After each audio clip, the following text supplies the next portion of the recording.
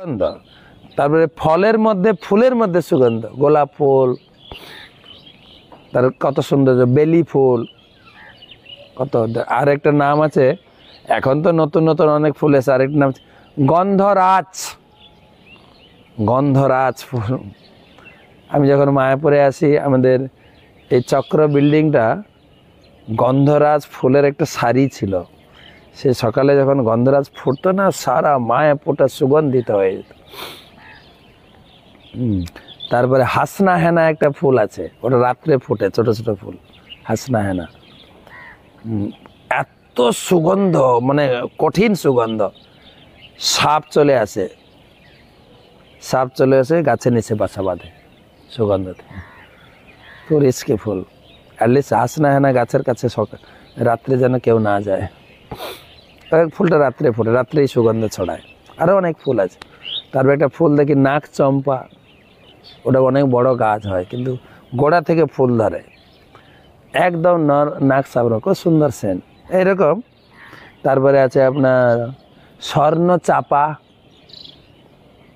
সোনার মতো দেখতে। এই সমস্ত সুগন্ধ মাটি থেকে গাছ নিয়ে ফুলে সঞ্চয় করে, কিছু ফলে সঞ্চয় হয়, ফলে। তাই ভগবান বলছেন মাটির একটা সুন্দর গন্ধ আছে, আবার অপবিত্র গন্ধ আছে না, অনেক সময় নাক চেপে চলতো, হ্যাঁ কি দুর্গন্ধ। বলছে আমি দুর্গন্ধগুলো না, পবিত্র গন্ধ আমি। বীজং মাং সর্বভূতা নাম বিদ্ধি পার্থ সনাতনম বুদ্ধি বুদ্ধিমতামস্মি তেজ তেজস্বী নামহম।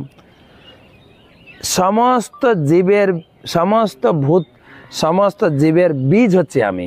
ধরুন আত্মা, আত্মা চলে গেলে তো এই শরীরের কি দাম থাকে, বুঝলেন? ফলের বীজ হচ্ছে মূল, সেই ফল থেকে, সেই বীজ থেকে আরো গাছ হবে। ভগবান আছে আমি হচ্ছে সমস্ত জীবের বীজ, আর আমি হচ্ছি বুদ্ধিমানের বুদ্ধি, তেজস্বীদের তেজ, বলং বলবতাম চাহম কাম রাগ বিবর্জিতম ধর্ম অবিরুদ্ধ ভূতেষু কামস্মি ভরতর্ষভ। বলবানের বল, কারো ভিতরে যদি খুব বল দেখো, বুদ্ধি দেখো, আমি সেই, সেখানে আমার কথা মনে আসবে, ভগবান দিয়েছে। কিছু লোক তো বৈজ্ঞানিকের এই কিছু সৃষ্টি দেখে ভগবানকে মানতে চায় না, কিন্তু প্রশ্ন আসে ওই বৈজ্ঞানিকের মাথাটা কে বানিয়েছে? বৈজ্ঞানিকের স্রষ্টাকে? কেন বৈজ্ঞানিকরা ওদের ব্রেন বুদ্ধি দিয়ে আরো কিছু বৈজ্ঞানিক তৈরি করতে পারে না? তার বুদ্ধি দিয়ে শেখাতে পারে, কিন্তু বৈজ্ঞানিক তৈরি করতে পারে না। আর কি, এই যে জীবের ভিতরে কাম, সেক্স উপভোগ করার বাসনা, কাম, সেই কামটাও আমি। কিন্তু কোন কাম? যেগুলো অসুর সন্তান জন্মাচ্ছে ওই কাম আমি না। ধর্ম অবিরুদ্ধার ধর্ম অনুযায়ী, যেরকম গৃহস্থদের, ব্রহ্মচারী, সন্ন্যাসী, বানপ্রস্থি, ওরা সেক্স লাইফ করতে পারবে না, জিরো, সেক্স চিন্তাও করতে পারবে না। কিন্তু গৃহস্থদের সেক্স লাইফ, সেক্স উপভোগ করার, কাম উপভোগ করার কিছু লাইসেন্স দেওয়া আছে, আবার লিমিট করা আছে, মাসে একবার, আর তাও কেবল সন্তান লাভের আশায় স্বামী স্ত্রী মিলিত হতে পারে। তো সেই জন্য বলছেন ভগবানের কাছে প্রার্থনা করে স্বামী স্ত্রী সন্তান লাভের আশায় মিলিত হবে। যে সন্তান আসবে, হ্যাঁ, ধর্মকর্ম করবে, সেই কাম হচ্ছে আমি। এই যথেচ্ছার কাম উপভোক্তা আমি নই। যে চৈব সাত্বিক ভাবা রাজসা তমসাজ্জে মত্ত এবেতি তান বিদ্ধি নতহম তেষু তে মই। সাত্বিক, রাজসিক, তামসিক, এই যে গুণ, ত্রিগুণ, সেটাও আমার থেকে প্রকাশিত হয়ে জীবকে কন্ট্রোল করছেন। ত্রিভিগুণের মই ভাবৈ সর্বমিদম জগৎ মহিতং নাভিজানাতি মাবেভ্য পরমব্যয়ম। এই ত্রিগুণের দ্বারা বদ্ধ জীব ভগবানকে জানতে পারে না, আমাকে জানতে পারে না। দৈবী হি এসা গুণময়ী মম মায়া দূরত্বয়া মামেব যে প্রপদ্যন্তে মায়া মেতাম তরন্তিতে। আমার এই দৈবী গুণময়ী মায়া ত্রিগুণাত্মিকা তার দূরতিক্রম, কিন্তু যারা আমাতে প্রপত্তি করে তারাই এই মায়া উত্তীর্ণ হতে পারে। আমার মায়াকে না ভগবান টগবান মানি না, তুমি মানবে কি? আমার মায়া তোমাকে এমন জাপটে পিপটে ধরবে, তুমি আর কি আমাকে মানবে? আমি ভগবানকে মানি না, ধর্মকর্ম মানি না, এই রকম কথা না বলে আমাদের এটা বলা উচিত কি, হাই ভগবান, মনুষ্য জীবন গ্রহণ করে আমি ভগবানকে জানতে পারলাম না, ধর্মকর্ম করতে পারলাম না, পশুর মতো জীবনটা আমার অতিবাহিত হয়ে গেল, এইটা বলতে পারি। ভগবান বলছেন আমার মায়াকে অতিক্রম করা কঠিন, কিন্তু মা আমি বলছে প্রপদ্যন্তে, কিন্তু আমার চরণে যে আত্মসমর্পণ করে সে আমাকে জানতে পারে। তাহলে তোমার চরণে আত্মসমর্পণ করলেই যদি তোমাকে জানা যায়, তাহলে সবাই কেন তোমার চরণে আত্মসমর্পণ করে না? নমাম দুষ্কৃতি ন মূঢ়া প্রপদ্যন্তে ন রাধমা মায়া অপহৃত জ্ঞান আসুরং ভাবমাশ্রিতা। যারা দুষ্কৃতি দুর্ভাগা তোমার চরণে আসবে না। সেই দুর্ভাগা কয় ধরনের? 4 ধরনের। একটা হচ্ছে মূঢ়, বোকা, নরাধম, মনুষ্য জীবন পেয়ে নর জীবন পেয়ে অধম, আর জ্ঞান রয়েছে, জ্ঞানী কিন্তু মায়ার দ্বারা অপহৃত হয়েছে, আর অসুর ভাব। প্রভুপাদ প্রত্যেকটার উদাহরণ দিয়েছেন, যে মূঢ়া যারা কেবল খেটে খায়, হ্যাঁ, কঠিন পরিশ্রম করে, দিন রাত খাটছে আর খেটে সময় যাচ্ছে। তারপরে নরাধম যারা মনুষ্য জীবন লাভ করে ভগবানের ভজন করছেন না, নরের অধম। আরেকটা ইঙ্গিত দেওয়া যায় যে আমরা ভক্তি জীবনে রয়েছি, দীক্ষা নিয়েছি, হরিভজন করছি, কিন্তু ভক্তির প্রতি, হরিভজনের প্রতি নিষ্ঠা কম, তাদেরকেও নরাধম। এত সুযোগ পাওয়া সত্ত্বেও সদ্গুরু পেয়েছি, সৎ আশ্রম পেয়েছি, সৎ শাস্ত্র পেয়েছি, সৎসঙ্গ পেয়েছি, কিন্তু চলছে অবহেলা, তাকে বলে নরাধম। আর হচ্ছে মায়া অপহৃত জ্ঞান, যেমন বৈজ্ঞানিক, দার্শনিক, সাহিত্যিক, তারা সব করছে, ভগবানকে স্বীকার করছে না, মায়ার দ্বারা জ্ঞানটা অপহৃত হয়ে গেছে। আর হচ্ছে অসুর, যারা নিজেকে ভগবান বলে মনে করে, ভগবান টগবান মানি না। এই 4 ক্যাটাগরি। আর 4 ক্যাটাগরির লোক যারা হচ্ছে ভাগ্যবান, সুকৃতিবান, তারা কারা? চতুর্বিধা ভজন্তে মাম জনা সুকৃতি নহর্জুন আর্ত জিজ্ঞাসুর অর্থাতি জ্ঞানী চ ভরতর সবার। 4 ধরনের মানুষ আমার ভজনা করে। আর্ত অর্থাতি জিজ্ঞাসু জ্ঞান। আর্ত মানে অর্থাভাব, সে ভগবানের কাছে প্রার্থনা করে, হে প্রভু আমি খেতে পাচ্ছি না, আমার কিছু উপায় করো, নাহলে আমি মারা যাব পরিবার সহ। সে ভগবানের কাছে আসে। আর অর্থাৎ এটা হলো অর্থাৎ। আর্ত হচ্ছে যখন বিপদে পড়ে, কোনো সাহারা পায় না, হাত তুলে ভগবানকে ডাকে, হরি আমার আর কিছু করার নেই। আর্ত অর্থাৎ যে অর্থ চায়। জিজ্ঞাসু, যার ভিতরে জানার ইচ্ছা, যেরকম আপনারা প্রশ্ন করছেন, অনেক প্রশ্ন আসছে এখন, আমার খুব ভালো লাগছে যে আপনারা শুনছেন, পড়ছেন। ভক্তি জীবন করতে গেলে প্রশ্ন আসবে, যে কিছু করতে যাবে বাধা পাবে, প্রশ্ন আসবে, তবেই না। আর যে কিছু করেই না, তার আবার বাধা কিসের, প্রশ্ন কিসের? যে প্রশ্ন, জিজ্ঞাসু, প্রশ্ন, মহারাজ এটা কি, ওটা কি। আর জ্ঞানী হচ্ছে যিনি এই সমস্ত প্রশ্ন উত্তর করে, ক্লাস শুনে, সে ভগবানের চরণে আত্মসমর্পণ করে। অনেক লোক আমাকে দেখা হলে মায়াপুরে বলেন, মহারাজ আপনার ক্লাস শুনে আমি ভক্তি জীবনে প্রবেশ করেছি। কালকে 2 জন বললেন, আমার আজকে গুরু কৃপা হলো, আজকে আমি দীক্ষা পেলাম, গুরুদেব আমাকে চরণে আশ্রয় দিয়েছে। তো এই 4 ধরনের আর্ত, অর্থাসী, যে আর্ত মানে বিপদে পড়ে আসে, কিছু অর্থ কামনায় আসে, কিছু প্রশ্ন করে, জেনে আসে। এর ভিতরে तेषां ज्ञानी नित्ययुक्त एक भक्ति विशेषते प्रिय ही ज्ञानी न अर्थम अहम सच मम प्रिय। एर भितरे জ্ঞানী ব্যক্তিটা আমার, এই চারজনের মধ্যে জ্ঞানী ব্যক্তি শ্রেয়। এরা হচ্ছে সুকৃতি বা ভাগ্যবান ভাগ্যবতী, এর ভিতরে জ্ঞানী শ্রেষ্ঠ। কেন? উদারা সর্ব এ বইতে জ্ঞানী তাৎমৈব মে মতম আশ্রিত হি যুক্তাত্মা মা বে অনুত্তমাম গতিম। সবাই ভালো, কিন্তু জ্ঞানীকে শ্রেষ্ঠ বলা আছে কেন?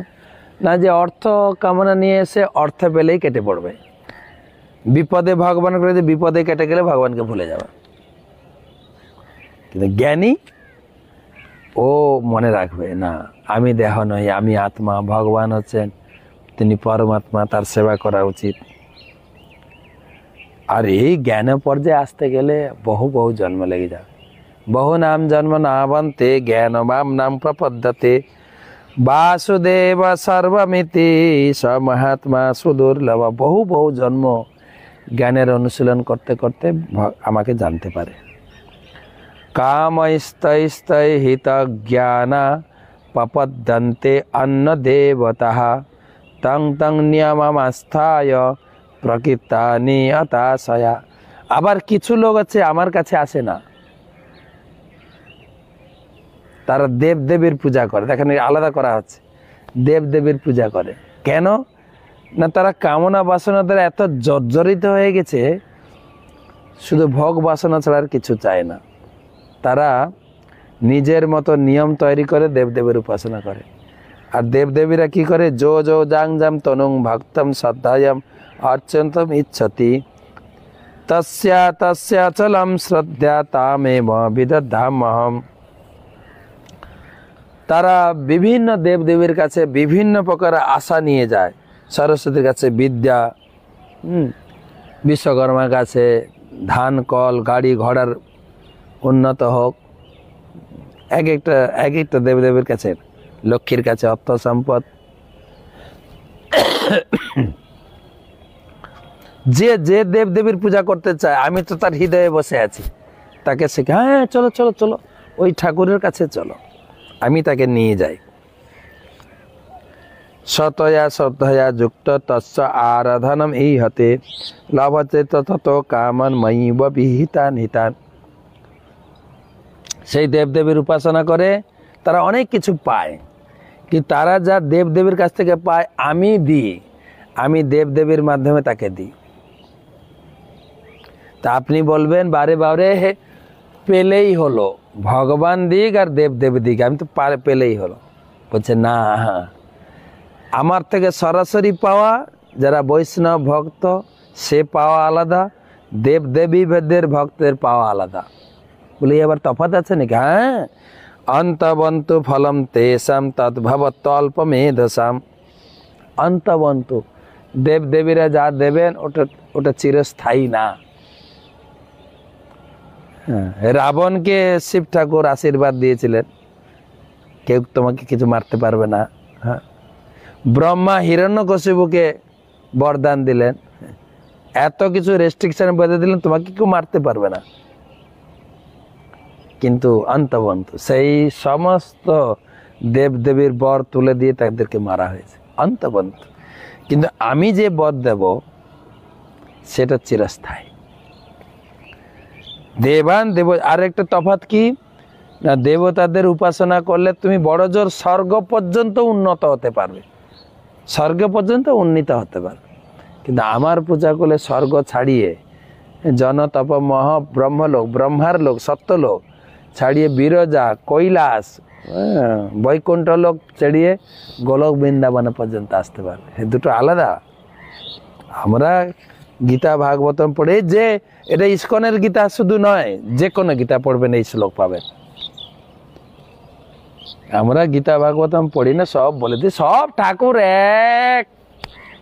ঠাকুরের ভিতরে আবার ভেদ আছে নাকি? এইখানে পড়ুন গীতায় কি বলছেন, একদম বিজ্ঞান ভিত্তিক ভাবে। এই অধ্যায়ের নাম বিজ্ঞান যোগ, ভগবান বুঝাচ্ছেন। এই আলোচনা কমপ্লিট হলো, বিজ্ঞান ভিত্তিকভাবে ভগবান বুঝালেন আমার পূজা কেন করবে, কারা আমার পূজা করে, ভাগ্যবান কারা, কারা দুর্ভাগা আমার পূজা করে না। আর কিছু লোক আছে ধার্মিক, আমার পূজা না করে দেবদেবীর পূজা করে, তারা কি পায়? সব ডিটেলস আলোচনা করা হলো, ডিটেলস। এবারে যারা নিরাকারের উপাসনা করে, আরেক দল লোক বেরিয়েছে সমাজে, দেখবেন শূন্যের ধ্যান করো, জ্যোতির ধ্যান করো, তার সম্বন্ধে। অব্যক্তং ব্যক্তিমা পন্যম মন্নতে মামবদ্ধয় পরম ভাবমজানন্ত মম অব্যয়ম অনুত্তমম। আরও কিছু লোক আছে যারা আমার পূজা করে বুদ্ধিমান, সব মহাত্মা, তারা মহাত্মা। যারা দেবদেবীর পূজা করে তারা বোকা, অল্প বুদ্ধি আছে, বোকা। অল্প মেধসাম, এই 23 নম্বর শ্লোকে পেয়েছেন, অল্প মেধসাম। আর যারা নিরাকারের উপাসনা করে তারা বুদ্ধিহীন। দেবদেবীর পূজা করে তবে একটু বুদ্ধি আছে, কিন্তু যারা আমার নিরাকারের উপাসনা করে বুদ্ধিহীন। বলবেন কেন? তো বুদ্ধিহীন কেন? কেন বুদ্ধিহীন? ধরুন আমি 1 ঘন্টা আপনাদের সপ্তাহ মধ্যে গীতা পড়ালাম, আপনারা সামনে বসে শুনছেন বা কেউ অনলাইনে শুনছেন। তো যারা সামনে বসে শুনছেন বা অনলাইনে শুনছেন, কেউ যদি জিজ্ঞাসা করে, আচ্ছা আজকে রাত্রে যে ভক্তি বিজয় ভাগবত মহারাজের ক্লাস করার কথা ছিল গীতার সপ্তম অধ্যায়, হয়েছে কি? আপনি বলবেন ক্লাস তো হয়েছে, কিন্তু ভক্তি বিজয় ভাগবত মহারাজকে তো দেখলাম না, উনি তো নিরাকার, ওনার কোনো আকার টাকার নেই। এবার শোনেন, সে ভক্তি বিজয় ভাগবত মহারাজের কানে এই কথা হলে উনি কি এটা পছন্দ করবেন? সেটাই ভগবান। আরে আমি 1 ঘন্টা দাঁড়িয়ে কুরুক্ষেত্রের মাঠে অর্জুনকে জ্ঞান দিলাম, আর তুমি বলছো কৃষ্ণ বলে কেউ নেই, নিরাকার। সেই জন্য গালি দিয়েছেন। হ্যাঁ, দেবদেবীর পূজা করে তাদের একটু বুদ্ধি আছে, তোমার বুদ্ধি নেই। বলে আমি তো দেখতে পাইনি। তো তুমি দেখতে পাবে কি করে? না হং প্রকাশ সর্বস্য যোগ মায়া সমাবৃত মূঢ়য়ম না বিজানাতি লোক মাম অজম অব্যয়ম। আমি সবার কাছে প্রকাশিত হই না, আমার দিব্য জ্যোতির দ্বারা নিজেকে আবৃত করে থাকি।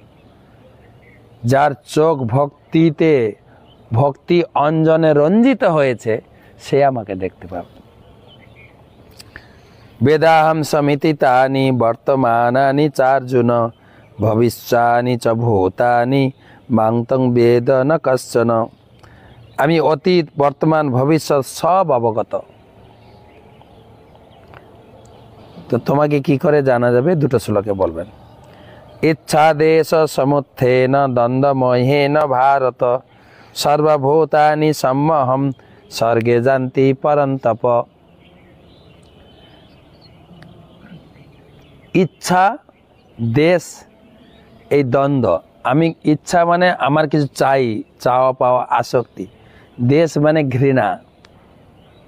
এই দেশ ইচ্ছা